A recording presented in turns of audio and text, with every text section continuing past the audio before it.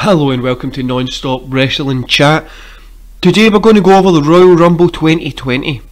Royal Rumble 2020, I gave it a 4 out of 5, thought it was a really great pay-per-view.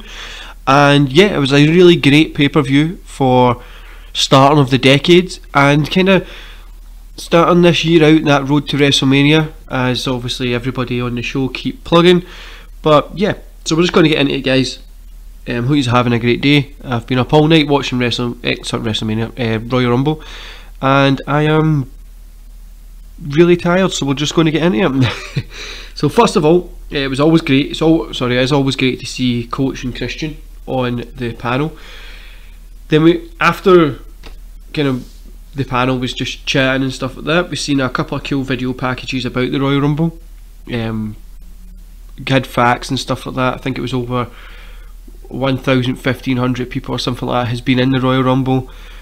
If they all stood on each other's shoulders, there would be 6 Eiffel Towers or some silly facts, but it was cool just to kind of see.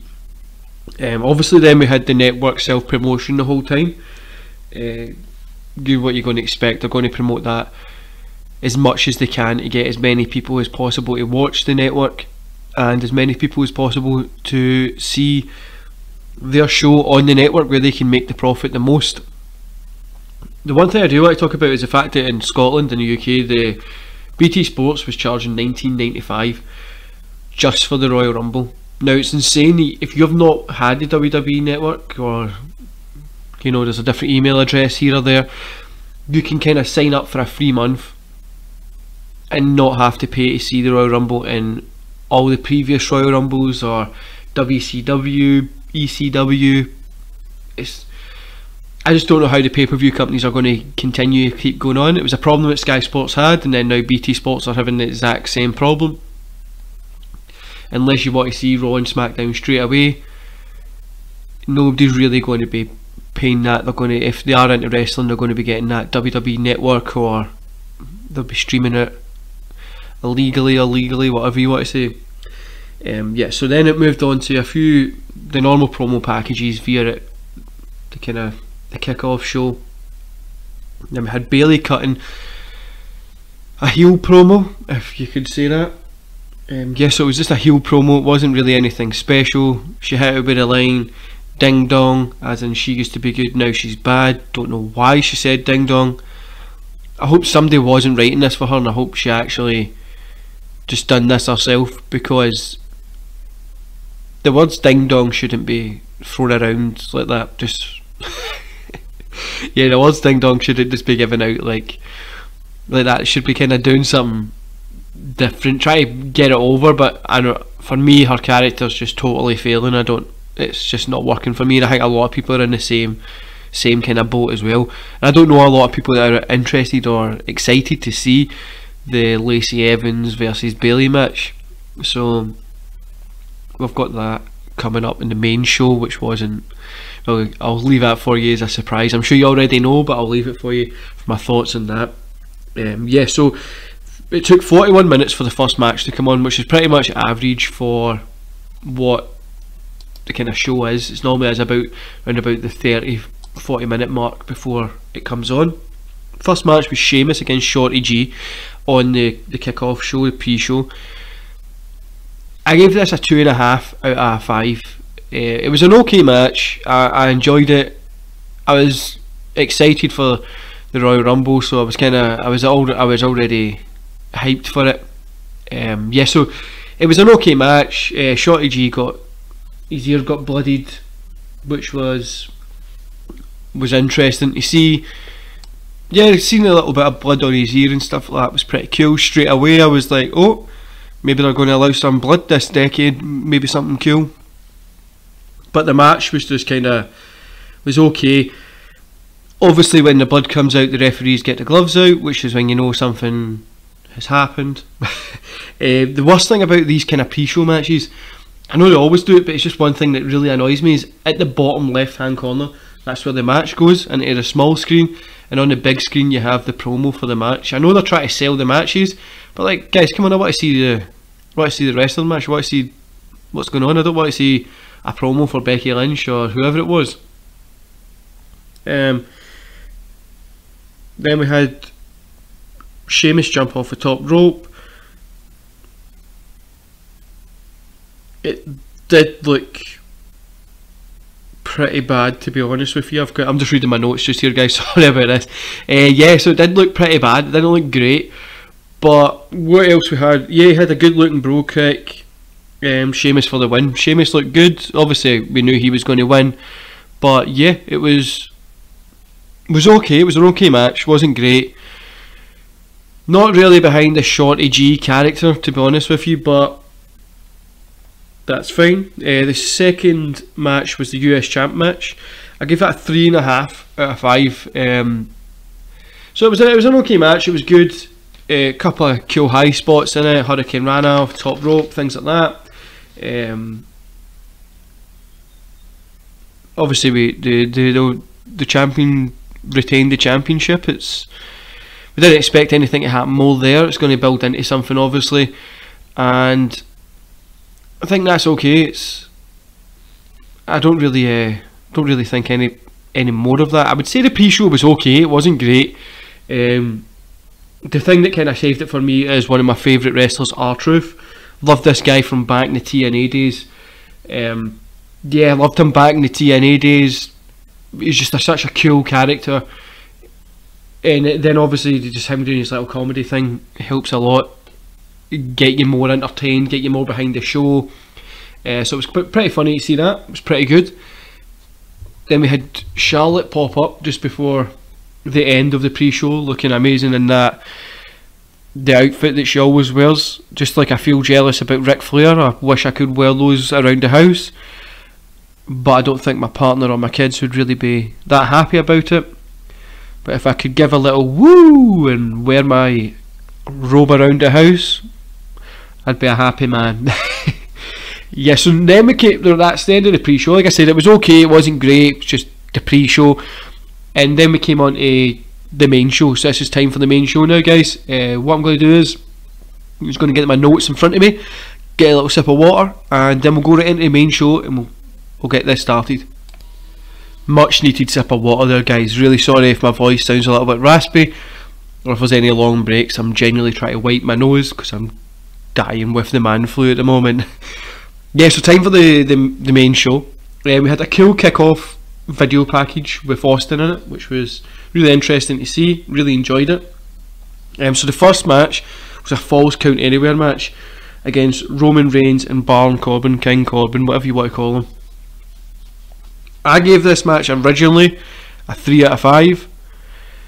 Then I changed it to a 4 out of 5. Then I put it back to a 3 out of 5 because I think it was just the hype. The audience was in it. They loved it. It was a fun and easy match to watch. It wasn't like really hard to get into or anything like that. It was just simple and easy to watch. And I think that's where really an opening match should be, quite easy to watch. What we seen was the cool chokeslam via an announce table from Corbin to Reigns. Then it was they were out and about within the masses, they were out and about within the crowd. Then one of the best bits was Corbin threw Reigns into a technical box, one of those the boxes that are out there for the kind of stage equipment, and it was called Neil's box. Got me popping about Neil's box for a little bit. That should be a meme. Neil's box is a new WWE World Champion. Yeah, then we had a couple of interferences. Yeah, a couple of interferences from Rude, Ziggler, and the Usos. This just turned into an all-out brawl at this point, which was pretty cool. The Usos got thrown into a pile of boxes, an insanely hard pile of boxes apparently. Then one of the funniest parts of this match came around was when Corbin was put into the porta potty, and it got tipped. It was hilarious. Then there was a spear from Roman Reigns, and he was the winner. So Roman Reigns was the winner there.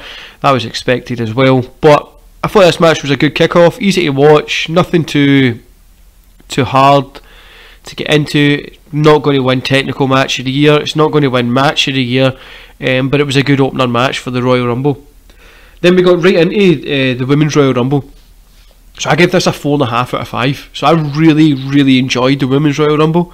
Some parts of it there was a lull, it wasn't that great, but I thought it kept my attention, kept me there. Like, the Royal Rumble's quite easy to keep you in there, with people kind of coming in and stuff like that. It's not really a hard one to keep yourself entertained, but it was a good match. I did like it.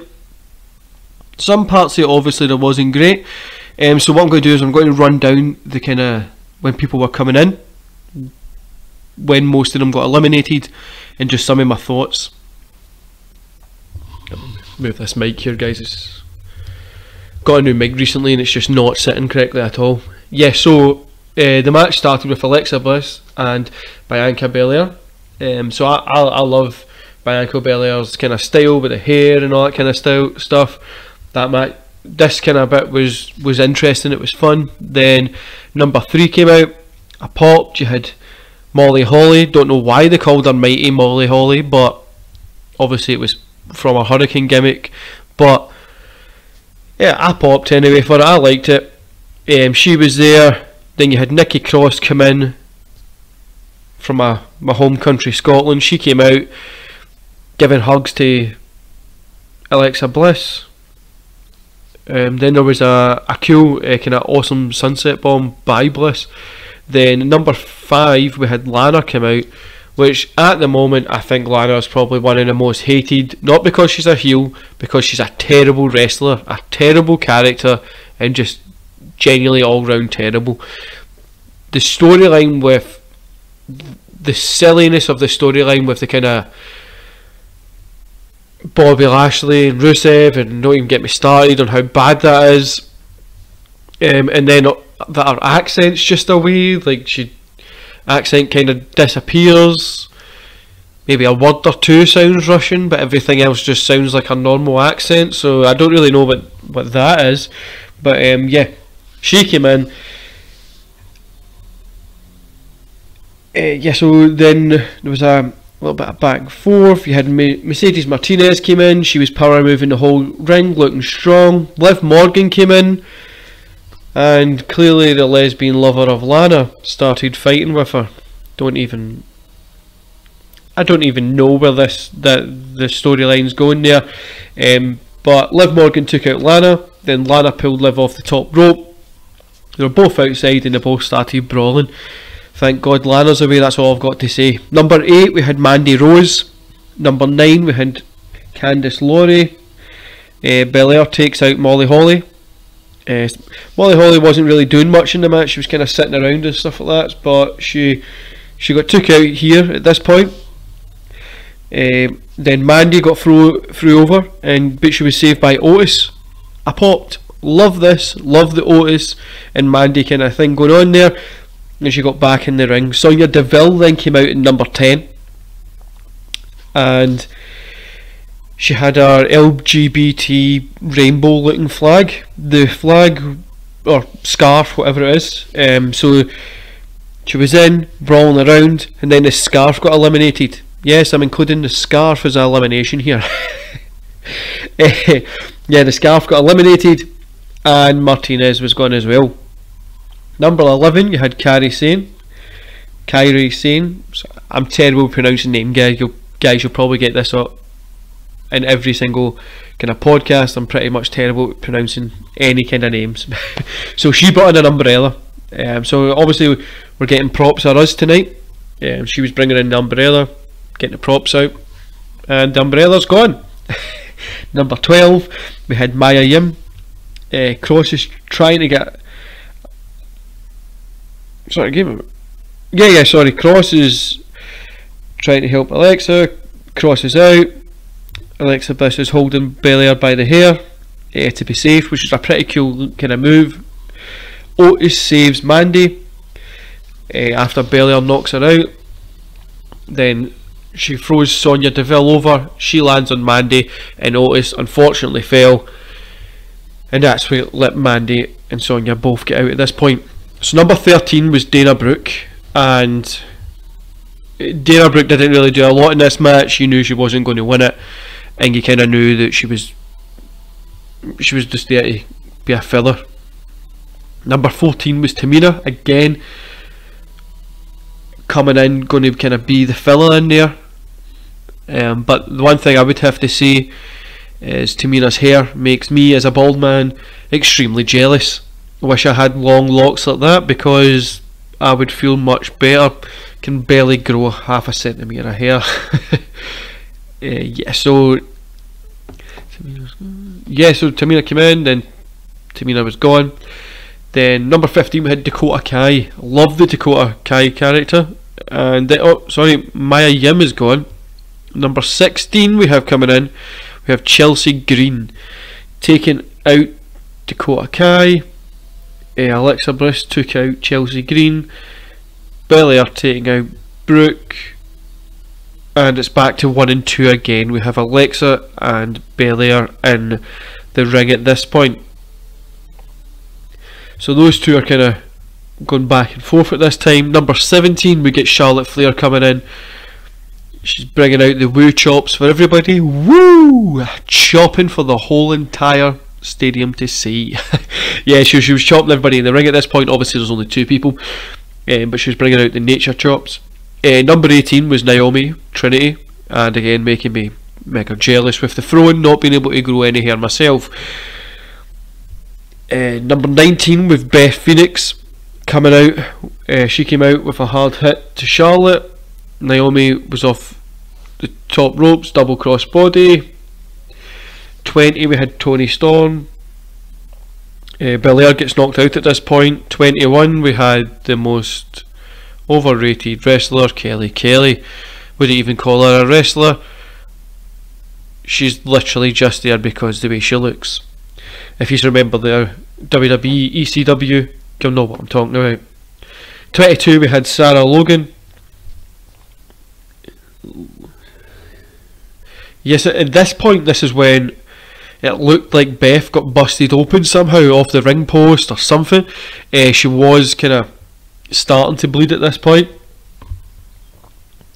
Logan was out because of Flair. Kelly Kelly was gone because of Flair. 23 Natalya came out. 24 we had Zing Lee, bringing more props to the ring as always. The props are some of the best parts of this match. 25 we had Zara Blegan. Then Beth's head looks really bad at this point. She was really starting to get into getting bad bleeding at this point. We had Blackheart come out at number 26. Yeah, this part was really cool when Naomi saved herself by jumping onto the guardrail. Now I would just say this is out. I would rather than get rid of this part of the match. If you go over the top rope and you get knocked out, you're just out. But she saved herself, and it got into a little cool kind of back and forth at this point. Try to get back into the ring. She was on the announce tables. She took them one part of the announce table and put it on the stairs to use as like a ramp across it, which was pretty funny. Number 27 we had Carmella come out wearing a cool little sparkly costume.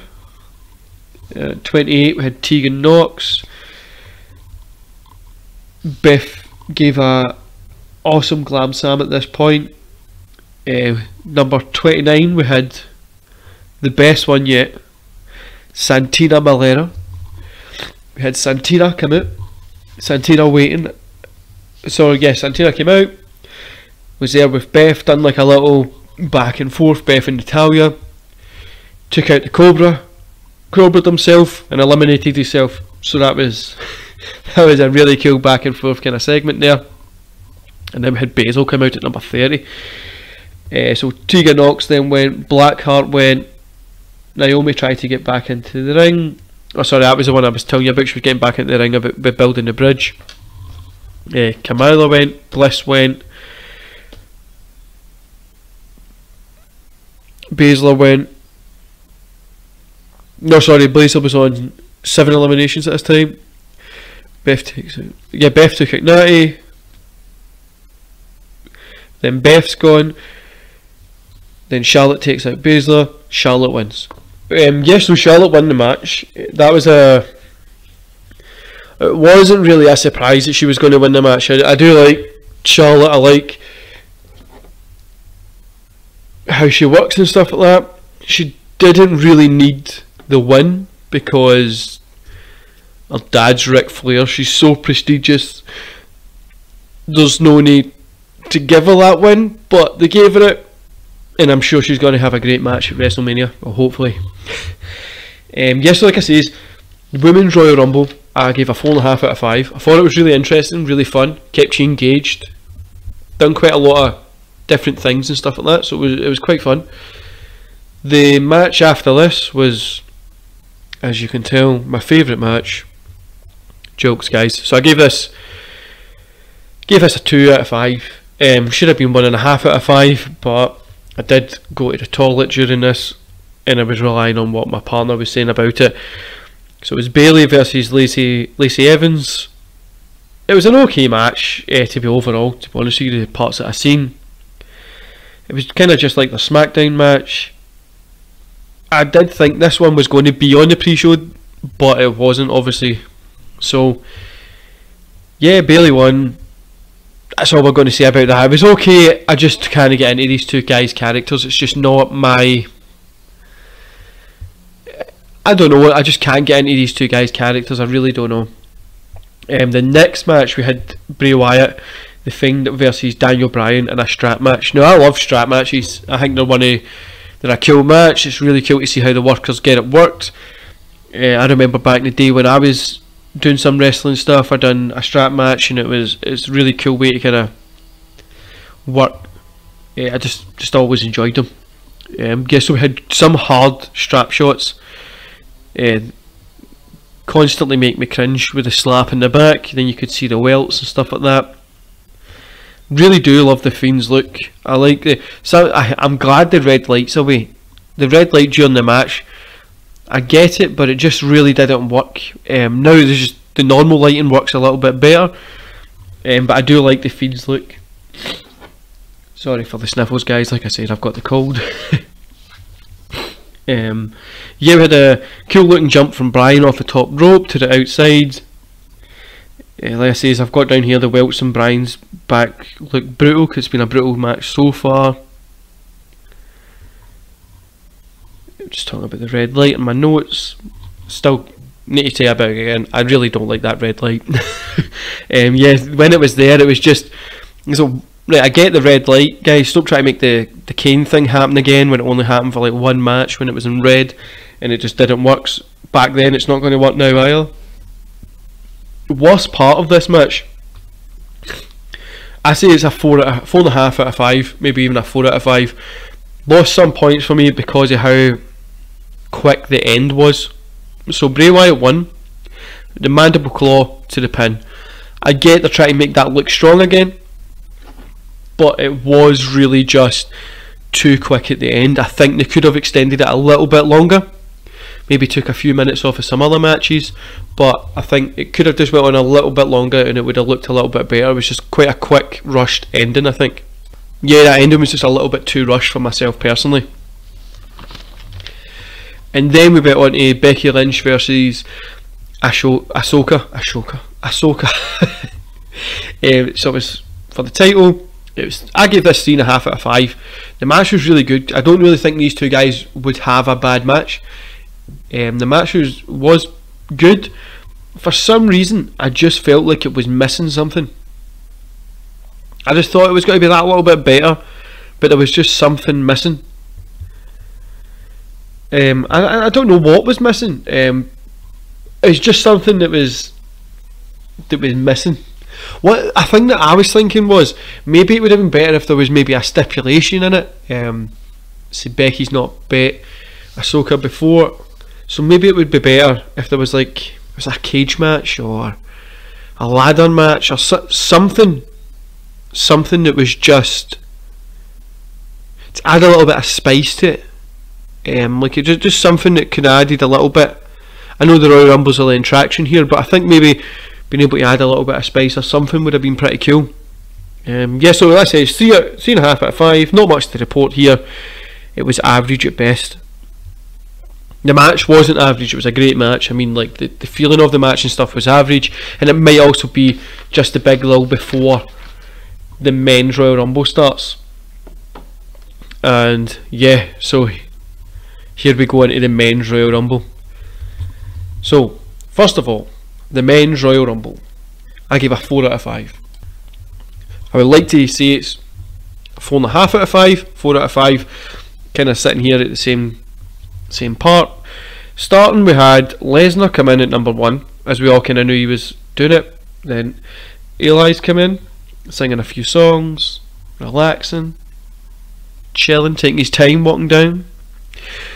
As Lesnar jumped out the ring, he came across, took Eli in, pretty much monstered him and then threw him out. At this point, something that I thought would have been quite funny or cool would have been as if Lesnar was getting really angry at somebody, or was just getting really annoyed, somebody was calling him out, telling him to come over, and he just jumped over the top rope, just like he's made a mistake or something like that. Might have been a little bit more funnier, and it got him out the way there straight away. He still saves face, nobody eliminates him, stuff like that. But yeah, that's just my thoughts, probably. Yeah, so anyway, number 3 was Eric Rowan. Rowan was eliminated by Lesnar as well. As Eli's at this point, this is when the two of them kind of went out. 4, we had Robert Roode. Still love this guy, really think it'd be cool to get him up to that main event level. More singles run, maybe get him a few more titles. Love this guy for over 10 years, 15, 16 years plus maybe. Yeah, so we had, then Roode was out by Lesnar. Lesnar's on 3 eliminations just now. Number 5, we had John Morrison coming in, looking chiselled as always, and then he's gone. Lesnar took him out in about 9 seconds. Number 6, Kofi Kingston. 7, Rey Mysterio. Kingston lasted a round, which was a surprise. Obviously after how much dominant Brock Lesnar was in their match for the championship anyway. But yes, so we had Rey Mysterio and Kingston in at this point. Mysterio did look a little bit like Batman. Obviously I think that's what he was trying to go for, but it looked really cool. Number 8, we had Big E. The two guys, Mysterio and Kingston, were outside the ring, and Big E came out, obviously helping Kofi, helped Mysterio as well, kind of get together and start getting Brock Lesnar to try and get him out. Yeah, so kind of getting the troops together just to kind of get that monster that Brock Lesnar is. So Mysterio got knocked out, Big E is out, 6 eliminations for Lesnar, then Kingston got an F5 to the outside of the ring, so that was 7 eliminations at this point for Lesnar. Lesnar's in there doing a little dance, relaxing, chatting to himself. Number 9, Cesaro came out. It was a simple in and out. Lesnar is just looking like the monster that he should be booked as anyway. But yeah, Lesnar's just looking like this monster. Number 10, we had Shelton Benjamin. Benjamin came out. Benjamin and Lesnar were hugging. They were talking about old times. Then Lesnar suplexed him. Then he eliminates Benjamin. Then we had Shinsuke Nakamura. Nakamura came out, and Nakamura was gone. So that's 10 straight eliminations by Brock Lesnar at this point. Then MVP came out. He's trying to he came out, he was trying to get some momentum going to stay in the match there, but F5 by Lesnar and he's gone. Number 13, Keith Lee came out. I love this guy. This guy is really cool, and yeah, this guy's just really cool. I'm loving this guy's character. Lesnar mouths the word that you can see on the camera. Who's this motherfucker? Quote from Lesnar. Please don't demonetize me. Who's this motherfucker? So there was a little pop when he done that. It was a big double clothesline. Number 14, Strowman came out. Guess this was going to happen at this point. Guess he was going to come out, be the strong man, try and save his record. Yeah, so then we had Lee and Strowman face off. Lesnar takes them both out. So the two of them were kind of fighting off, stuff like that, and Lesnar took both of them out. 13 eliminations in total for Lesnar at this point. Ricochet comes out at 15. Number 16, Drew McIntyre comes out from, again, my homeland, Scotland. Lesnar takes his gloves off when he sees McIntyre. Ricochet comes behind Lesnar and gives him a low blow. Then you get a Claymore from McIntyre to Lesnar, and then Lesnar's out. Crowd go mental. They start chanting cheerio.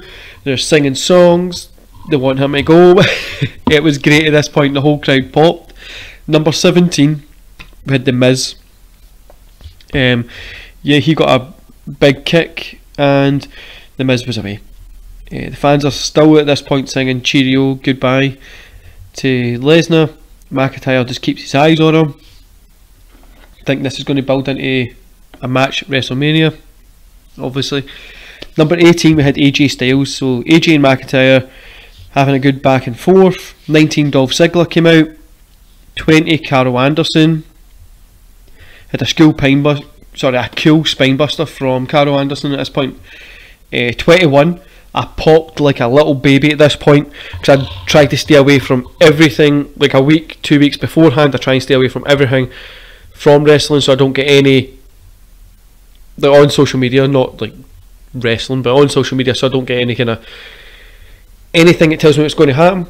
So Edge came out, so I popped like a little girl. I was screaming. So Edge came out, spears all round, good back and forth. He's looking clean, looking good, really looking like he's back in shape, really good shape. That is. 22, we had King Corbin. AJ got took out at this point by Edge. Love to see like a match against AJ and Edge. Then we had number 23, Matt Riddle, one of my favourite wrestlers at this point, especially when he kicks the flip-flops off. That's just one of my favourite parts. Number 24, we had Luke Gallows. At this point, Corbin was out to the hands of McIntyre. 25, we had Randy Orton, RKO.